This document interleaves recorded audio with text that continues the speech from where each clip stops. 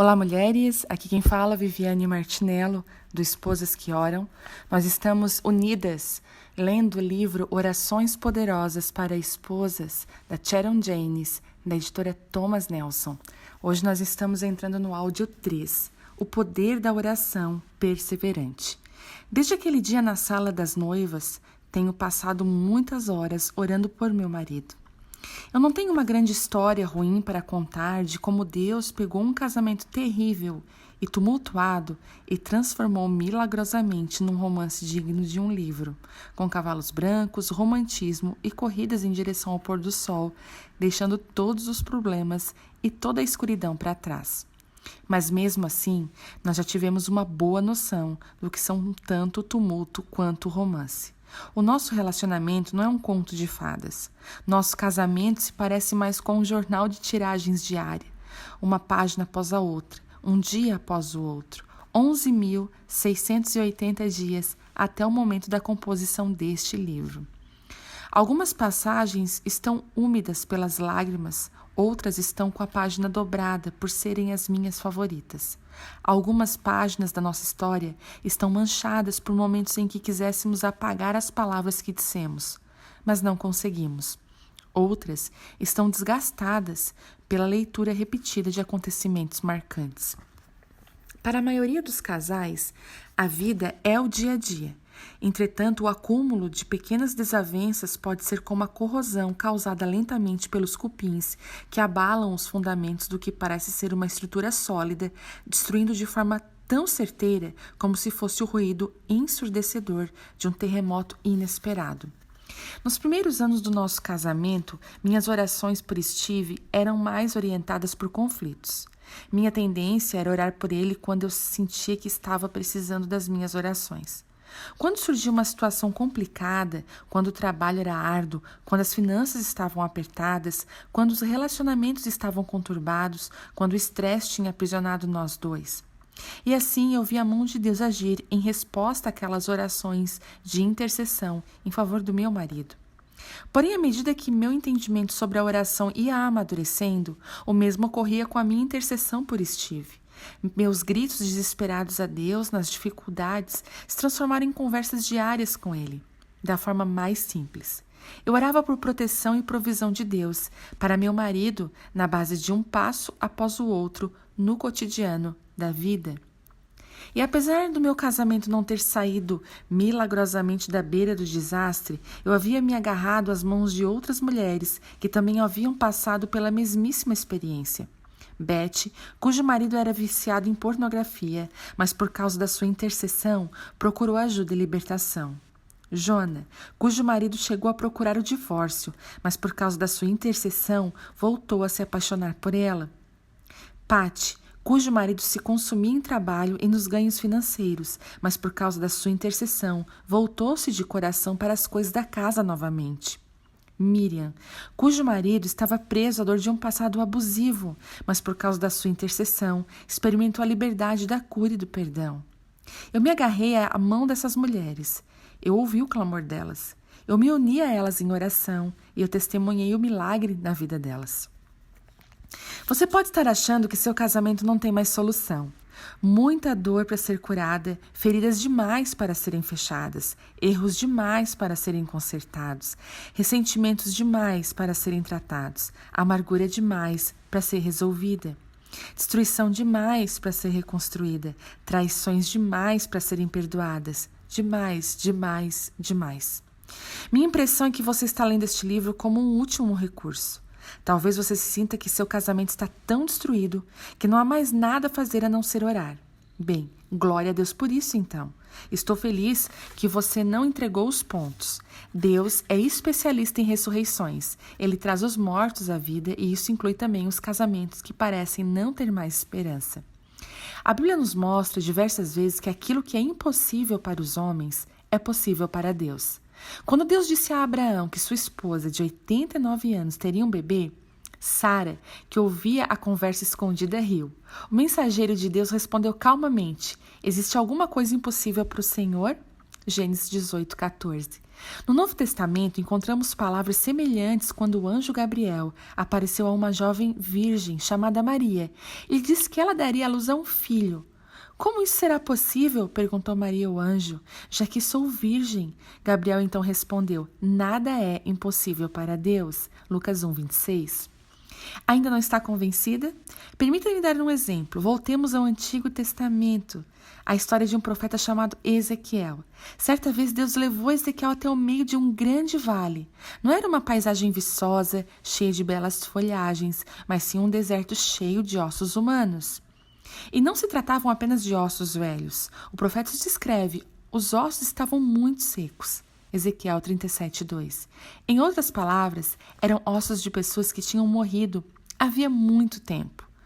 Ossos, eles estavam espalhados por toda parte.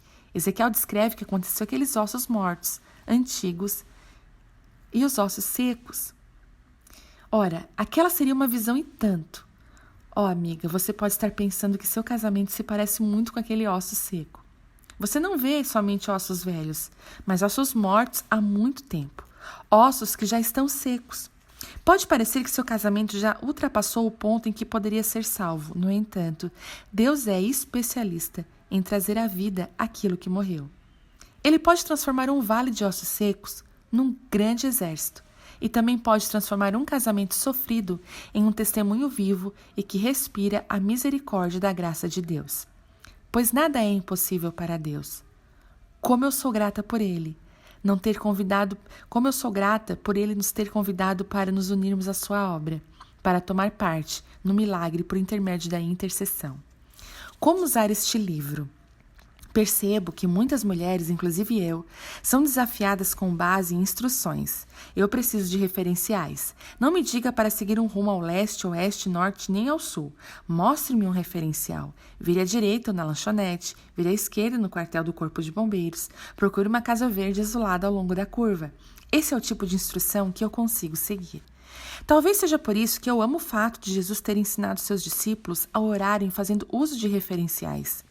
Certa vez, tendo Jesus terminado de lhes ensinar, um dos seus discípulos lhe disse, Senhor, ensina-nos a orar? Lucas 11:1. Jesus respondeu, vocês orem assim, Pai nosso que estais no céu, santificado seja o teu nome, venha o teu reino, seja feita a tua vontade, assim na terra como no céu. Dá-nos hoje o nosso pão de cada dia. Perdoa as nossas dívidas, assim como perdoamos aos devedores. E não nos deixe cair em tentação, mas livra-nos do mal, porque teu é o reino, o poder e a glória para sempre. Amém. Mateus 6, 9, 13. Jesus não estava instruindo seus discípulos a fazer uma oração mecânica. Ele estava lhes apresentando um modelo de oração. Isto é, referenciais. Reconheça a paternidade, a santidade e a soberania de Deus. Peça que a vontade dele seja cumprida, que suas necessidades sejam supridas e que seus pecados sejam perdoados. Peça livramento da tentação e proteção do mal. Reconheça o domínio e o reinado e o poder e a glória de Deus. De modo semelhante, Orações Poderosas para Esposas apresentará a você referenciais que sirvam de orientação para suas orações. Não se trata de uma fórmula mágica nem de um modelo para orações mecânicas. A ideia é simplesmente apresentar um guia para você poder seguir uma vida de oração consistente e efetiva. Sejamos honestas, os caminhos de Deus não são os nossos caminhos e às vezes nós não sabemos como orar por nossos maridos. Mas podemos descansar na certeza de que quando oramos a palavra de Deus, oramos segundo a vontade de Deus. Ufa, que alívio! Quando Paulo nos instruiu a nos revestirmos da armadura de Deus, você percebeu que ele mencionou somente uma arma? Tudo o mais, o capacete, o peitoral, o cinto, o escudo e as botas metafóricas eram peças de defesa que serviam para a proteção do maligno. A espada do Espírito, que é a definida como a palavra de Deus, é a única arma de ataque listada dentre toda a indumentária. Depois de anos instruir a tomar a espada do Espírito, Paulo escreve as seguintes palavras: orem no Espírito em todas as ocasiões. Efésios 6:18. Quando você combina a palavra de Deus com uma oração energizada pelo Espírito, está armando e representada perigo para o poder do inimigo. Você passa a ter o poder divino para destruir fortalezas, 2 Coríntios 10:4. No grego, a língua original do Novo Testamento, a palavra traduzida como poder é dunamis. Ela descreve o poder potencial e o poder real. É dela que temos a nossa palavra dinamite no português. Deus entrega em suas mãos 2 bananas de dinamite quando você intercede pelo seu marido. A sua palavra e a oração. Quando você juntar essas 2 bananas de dinamite e acender o pavio com fé, verá o poder de Deus agir em seu favor e em favor do seu marido, como nunca viu antes. Na próxima sessão do livro, eu apresento vocês uma visão geral dos referenciais que utilizaremos na oração por nossos maridos. Cada referencial é representado por uma parte do corpo do seu marido. Por exemplo, a mente representa os pensamentos dele, os olhos, as coisas para as quais ele olha, os ouvidos, o que ele ouve, e assim por diante. E esse será o seu mapa à medida que você cobre seu marido de oração. Na segunda parte, nós começaremos a orar efetivamente. Aqui eu apresento um guia de 30 dias para a intercessão por seu marido, da cabeça aos pés. A cada dia você encontrará uma passagem bíblica para cada referencial e uma oração que engloba essa passagem. Deve levar aproximadamente de 5 a 7 minutos para você cobrir seu marido diariamente com orações poderosamente eficazes e fundamentadas na Bíblia. Não consigo imaginar um investimento de tempo que traga melhores lucros. As orações ao longo deste livro foram escritas como se o seu marido fosse cristão. No entanto, reconheço que não existe fardo maior para uma mulher do que levar seu marido e filhos a entregarem as suas vidas a Jesus e tê-lo como Salvador e Senhor. Tudo mais perde valor quando pensamos no lugar onde eles passarão a eternidade. Se o seu marido ainda não tomou a decisão de seguir a Cristo, no apêndice desse livro você encontrará passagens bíblicas com o objetivo de ajudar você nesta que é a maior de todas as necessidades na vida de qualquer pessoa. À medida que avançarmos nos 30 dias de oração, estaremos orando por fé, clamando por coisas que não existem como se existissem. Romanos 4,17. Uma maneira de usar este livro é fazer a correspondência dos dias de oração com as datas do mês. Por exemplo, no primeiro dia do mês, ore o conteúdo do primeiro dia. No segundo dia do mês, ore o conteúdo do segundo dia, e assim por diante. Se você perder algum dia, continue seguindo o seu calendário. Depois retome a oração no mês seguinte. Obviamente, você também poderá simplesmente orar todo o conteúdo sem fazer a conexão entre os dias da oração e datas do calendário. Se você for como eu, terá vontade de utilizar este livro várias e várias vezes. Você poderá inclusive reunir algumas moças que namoram para formar um grupo de mulheres de oração, que intercedam por seus companheiros em conjunto.